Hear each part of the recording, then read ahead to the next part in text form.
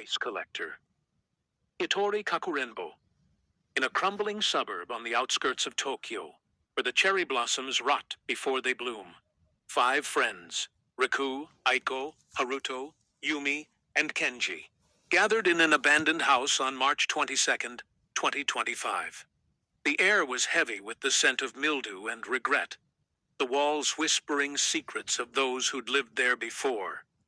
They'd come to play Hitori-Kakurenbo, a forbidden game to summon a spirit into a doll, but they unleashed something far worse, a nightmare born from betrayal and blood.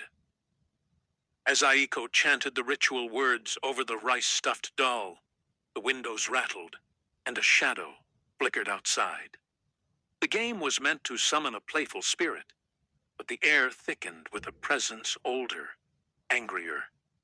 The doll's button eyes gleamed wetly, and a voice, not Aiko's, whispered from the dark, "Am I beautiful?" The group turned, trembling, to see her standing in the doorway. She was tall, her kimono tattered and stained with decades of grime, her face hidden behind a surgical mask.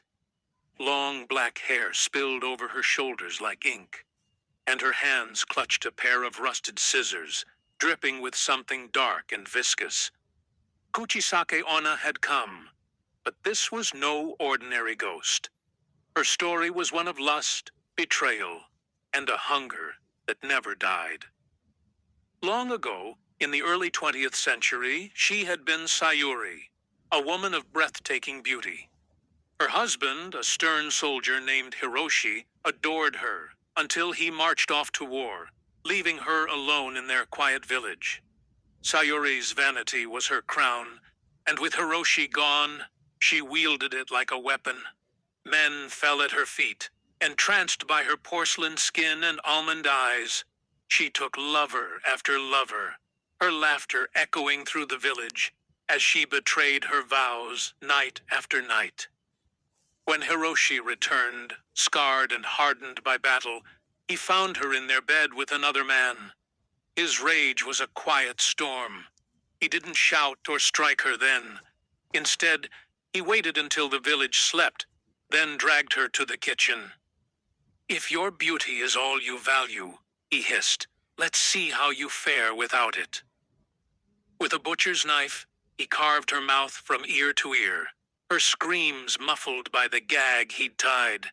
She bled out on the tatami mats, her once perfect face a ruin, and he buried her beneath the cherry tree in their yard before disappearing into the night. But Sayuri didn't rest. Her spirit clawed its way back, fueled by rage and a twisted envy. She'd been beautiful once, desired by all.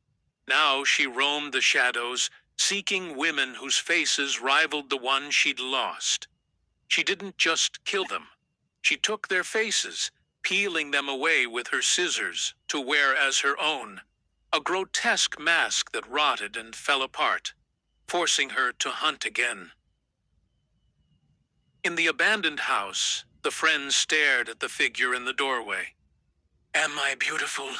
she asked again, her voice a rasp that slithered into their bones.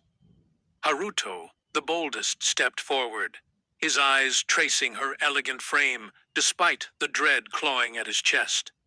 "Yes," he said, thinking charm might save him.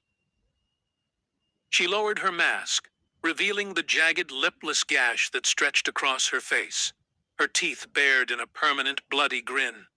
"How about now?" she crooned, stepping closer. Haruto's scream caught in his throat as she lunged, her scissors slashing the air. The others bolted, but Aiko, beautiful Aiko, with her delicate features and glossy hair, wasn't fast enough. Sayuri pinned her to the wall, her cold fingers tracing Aiko's cheeks. "So lovely," she murmured, her breath reeking of decay. "It's wasted on you." With a flick of her wrist, the scissors sliced into Aiko's skin, peeling her face away as she shrieked. The sound was wet, guttural, a symphony of terror that echoed through the house. When it stopped, Sayuri stood taller, wearing Aiko's face like a trophy, her stolen beauty glowing in the dim light, until it began to wither, the edges curling like burnt paper. Riku, Yumi, and Kenji fled to the backyard, their hearts pounding as the cherry tree loomed ahead, its gnarled branches clawing at the sky. Sayuri followed, her kimono dragging through the mud, her scissors clicking like a metronome of doom. Yumi, with her sharp cheekbones and radiant smile, caught Sayuri's eye next. Another pretty one, the spirit hissed, her borrowed face already sagging. I'll take it.